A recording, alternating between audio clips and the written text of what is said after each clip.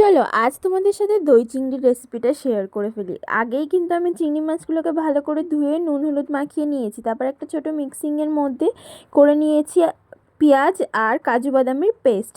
তারপর চিংড়ি মাছটাকে একদম হালকা ভাজবে, বেশি ভাজলে কিন্তু শক্ত হয়ে যাবে। ফোড়ন দিয়ে দিয়েছি, তার মধ্যে দিয়ে দিলাম এই পেস্টটাকে আর একটু কাঁচা লঙ্কা। আমি কিন্তু এখানে একদম শুকনো লঙ্কা ইউজ করিনি, একটু কাঁচা লঙ্কাই ব্যবহার করেছি। তারপর সব মশলাগুলো দিয়ে দিলাম, নুন হলুদ জিরে গুঁড়ো ধনে গুঁড়ো গরম মশলা, তারপরে গোলমরিচের গুঁড়ো দিয়েছি। কেন বলো তো, যাতে একটু ঝাল হয়, কারণ কি কাঁচা লঙ্কাটাই বেশি ঝাল ছিল না, তো তাই জন্য আমি একটু গোলমরিচের গুঁড়ো ব্যবহার করেছি।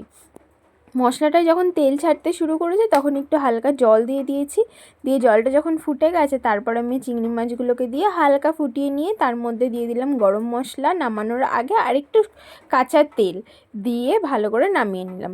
আর দেখো আমার রেডি হয়ে গেছে দই চিংড়ি। কেমন হয়েছে তোমরা কিন্তু জানিও। আমি রিভিউ কিন্তু পেয়েছি যে বললো যে লঙ্কাটা আরও কম হয়েছে, যদি একটু বেশি হতো লঙ্কাটা আরও বেশি ভালো লাগতো। তো নেক্সট টাইম ট্রাই করবো ভালো করার। সবাই ভালো থেকো আর জানিও।